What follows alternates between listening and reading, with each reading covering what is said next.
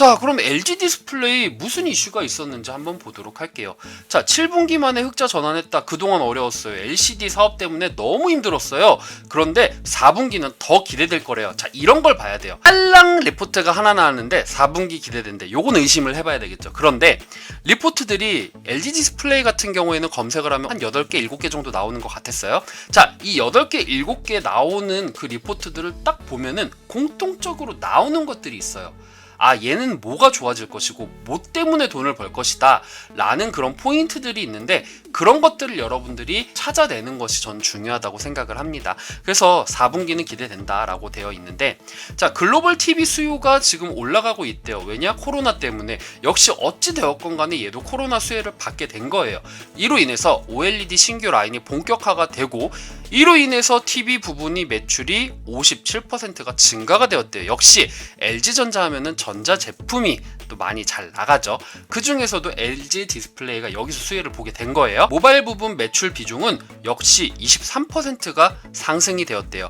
이 북미의 신규 OLED 패널아, 요거 뭐겠어요? 그렇죠. 북미 OLED라고 하면은 우리가 애플의 아이폰을 생각할 수가 있죠. 저랑 같이 BH 봤었을 때 4개 라인에서 OLED 4개 다 기용했다고 했잖아요. 그죠? 그리고 앞으로도 뭐 삼성도 쓸 수도 있고 앞으로 더 OLED가 나올 수 있기 때문에 이것에 대한 패널에 대한 본격화는 더 늘어날 것이다. 그리고 이 모바일로 인해서 이번 연도에서는 YOY 43% 그리고 QOQ 분기 대비해서는 78%가 증가가 되었다. 그리고 여기서 또 코로나 여파가 하나 더 나옵니다. 바로 노트북과 태블릿 수요가 강세가 일어나고 있다라고 해요. 왜냐? 노트북은 그렇다 쳐. 왜냐면 게임할 때도 쓰고 그러니까. 그런데 태블릿은 좀 의외였죠. 왜냐면은 여러분들 요즘 스마트폰의 크기가 굉장히 커지고 있고, 폴더블 같은 경우에도 이 폴더블 딱 펼쳤을 때 태블릿을 능가하는 범위까지 지금 점점 다가오고 있어요. 그렇기 때문에 사람들이 아싸리 노트북으로 가던 아니면 아싸리 좋은 핸드폰으로 가던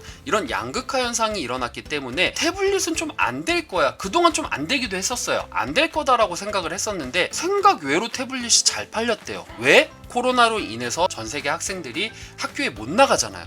이로 인해서 노트북을 사고 노트북을 들고 다니자니 조금 부담스러워. 그랬을 때 태블릿은 그나마 조금 더 편하게 간편하게 즐길 수가 있고, 저도 이제 대학원생이잖아요. 줌 인터넷을 통해서 화상 강의를 하거든요. 근데 모바일로 하면 확실히 불편해요, 화상 강의가. 왜냐면은 요거를 봤을 때 내 얼굴에 보이는 좀 약간 얼짱각도도 생각해야 되고, 이건 둘째 치더라도 문자가 와, 예를 들어서, 아니면 전화가 와. 실제 이런 경우들 되게 많아요. 전화가 왔다? 전화를 받아요. 그리고 나서 다시 들어가려고 하면은 나가져 있어요. 그래서 다시 들어가야 되는데, 보통 이제 강의들 같은 경우에는 교수님들 승인이 떨어져야지 들어갈 수가 있거든요. 이런 부분 때문에 다시 들어가기가 또 되게 까다로워요. 뭐 이런 진입 장벽적인 문제도 있고, 그리고 발표할 때, 그리고 교수님들께서 이 PPT 가지고 발표할 때 글씨가 진짜 조그마면은 아이 뭐야 이거 이렇게 봐야 돼요. 그나마 PC는 크게 볼 수 있으니까 문제가 되진 않는데, 모바일은 약간 그런 거에 대한, 왜냐면은 이 모바일 전체가 나온다기보다는 여기 이제 상단에 있던 화면이 좌우로 밀려나면서 이제 전체 화면을 보기 용이하게 되어 있긴 하지만 글씨 보는데 조금 어려움이 있거든요. 그러니까 좀 짜증나는 경우도 있어요. 그러니까 그림 많으면 상관없는데 글씨 많으면 진짜 힘들거든. 그런 경우에는 태블릿이 좀 더 유용할 수가 있기 때문에 이로 인해서 태블릿 수요가 늘어났다라고 생각이 됩니다. 그리고 LCD 패널 가격이 상승이 되고 있대요. 이거 되게 듣던 좀 반가운 얘기죠. 이로 인해서 서울 반도체도 정말 재미 많이 봤었어요. LCD 패널 가격이 상승이 되고 있는데 이게 연말까지도 계속 지속이 될 것이래요. 그리고 아몰레드 같은 신규 라인이 양산이 지금 일어나고 있고, 그 출하 규모도 안정적으로 가고 있기 때문에 지금 현재 LG 디스플레이의 적자는 조금씩 감소가 될 것이다. 그래서 증가가 될 것인데 4분기도 좋을 거라고 생각이 되지만 이 증가치가 그렇게 큰 폭은 아니라고 합니다. 여러 가지 중에 하나의 것을 제가 꺼내서 온 거지만, 어떤 분들은 많이 될 것이다, 어떤 분들은 좀 안 될 수도 있을 것이다, 위험 요소 있다, 막 이렇게 여러 가지가 있어요. 근데 이건 제 개인적인 생각이에요. 아, 나는 이게 맞겠다 싶어가지고 여기를 가져온 거지, 여러분들 이거 맞으니까 무조건 믿으세요, 이거 절대 아닙니다. 네, 여러분들도 공부 따로 하시라는 거예요. 제 생각은 이렇다라는 거예요. 자, 환율에 대한 변수도 있고요. 그리고 아직 LCD에 대한 변수도 있다고 생각을 합니다. 물론 하반기까지는 뭐 당연히 있을 수 있어요. 좋을 수 있어요. 그런데 중국이 또 공장이 정상화가 되면서 우리가 체감하잖아요. 지금 미세먼지 엄청나게 지금 불고 있죠. 물론 지금 공기는 좋다고는 하지만 어쨌든 미세먼지가 나올 정도로 공장을 지금 계속 돌리고 있고, 이로 인해서 중국이 그동안 못 벌었던 거 다시 중국이 되찾고 있고, 물론 그래 4분기 때는 그래도 좀 나아질 거야 라고 생각은 하겠지만 그게 그렇게 큰 폭이 아니다라는 생각에는 저도 굉장히 동의를 하거든요.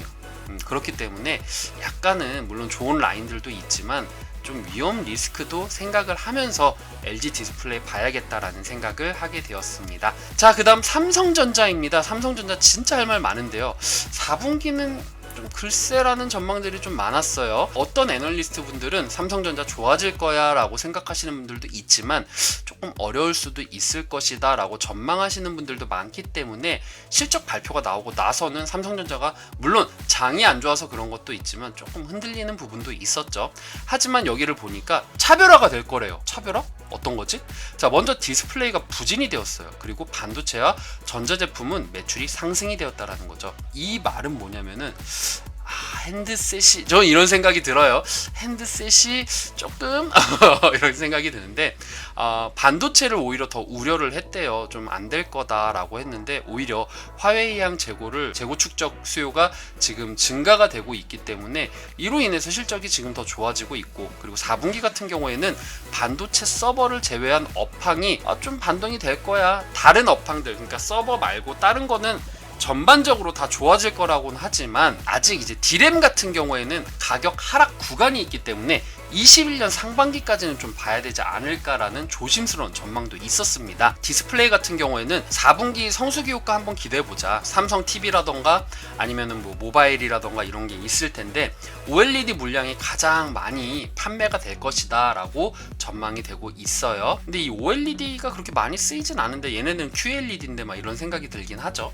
어쨌든 모바일 마케팅 비용이 지금 증가가 되고 있고 지금 생산이 조금 안 되고 있어요. 베트남 공장을 제가 말씀드렸을 거예요. 이전에 삼성이 진짜 베트남에 대해서 엄청나게 지금 투자를 하고 제2의 공장이다 라고 할 정도로 지금 시설 투자를 많이 했는데 제가 지난 시간에 말씀을 드렸잖아요. 근데 베트남 같은 경우가 지금 정상적으로 되게 조금 어려운 상황이고 전 세계 추이가 지금 우리나라야 지금 뭐 2단계다 1단계다 지금 그러지만 다른 나라 같은 경우에는 거의 지금 폐쇄가 되고 있잖아요. 프랑스 같은 경우도 그렇고 동남아도 마찬가지고요. 그런 관점에서 봤었을 때는 생산량이 그렇게 좋지가 못하기 때문에 스마트폰은 조금 어려울 거야 라는 그런 얘기들도 나오고 있어요. 이 의견에 대해서는 저는 공감하는 편입니다. 안타깝지만 그럴 수 있을 거야. 자, 그리고 3분기 피크로 실적은 다소 둔화 구간에 진입을 했다고 합니다. 이재용 부회장님의 그 재판 이슈라던가 그리고 배당 정책, 보험업법 처리라던가 미국 대선, 야 삼성은 진짜 이게 우리나라 기업인지 외국 기업인지 모르겠어요. 대주주 양도세 뭐 이런 이슈도 있지만 저 참고로 대주주 양도세 진짜 없어졌으면 좋겠다라는 생각 합니다. 네. 저 투자금 그렇게 많지 않지만 투자금 없으신 분들도 대주주 양도세 여파 많이 받을걸요 아마. 지금 이렇게 장이 안 좋은 게 대주주 양도세에 대한 여파라고 생각을 하거든요. 대주주 양도세 피하려고 기관들 지금 빼고 있고 개인들도 12월 가면은 뺄 것이고 장은 더 안 좋아지고 있고 외국인들 지금 노름장이 되고 있고 지금 뭐 여러 가지 이유가 있겠지만 그 중에 하나가 대주주 양도세적인 부분이라고 생각을 하거든요. 빨리 좋은 결과가 나와야 될 텐데 좀 저는 그렇게 생각을 합니다.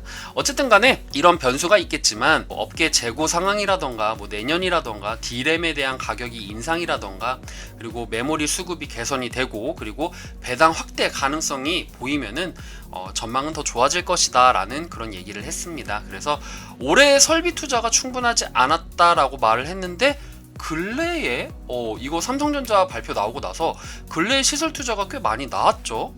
PSK라던가 YIK라던가 테스나라던가 예전에 테스나도 시설 투자가 들어갔었죠. 그런 걸로 봤었을 때는 지금 점점점 삼성전자가 이제 투자가 계속 들어가고 여기에 따라서 내년에 D램 가격의 상승이라던가 파운드리 통신 장비 사업에서 본격적으로 실적이 나오게 되면은 내년 전망 좋아질 것이다 이렇게 보고 있습니다. 그러니까 우리가 여기서 공부를 할 때는 삼성전자가 어디에 투자를 했는지 공시를 보고 얘기를 하는 것이 더 좋겠다라는 생각이 드는 거죠. 자, 그 다음 오파스넷입니다. 좀 모르시는 분들 많을 것 같아서 제가 좀 조사를 해봤는데요. 이 코시즈 시스템사의 네트워크 장비를 수입해서 국내 통신사라던가 대기업, 공공기관 네트워크를 구축하는 유지보수 사업을 하는 기업이라고 합니다. 이걸 보니까 여러분들 좀 뭔가 생각나지 않으세요? 그렇죠. 여러분들 생각하시기로는 바로 코로나.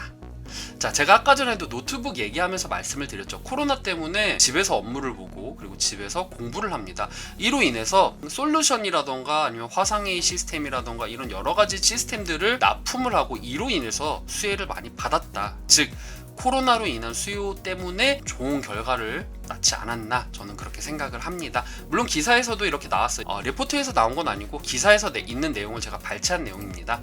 자, 그 다음에 인트론 바이오입니다. 2020년도 10월 29일 이데일리에서 제가 가지고 온 기사인데요.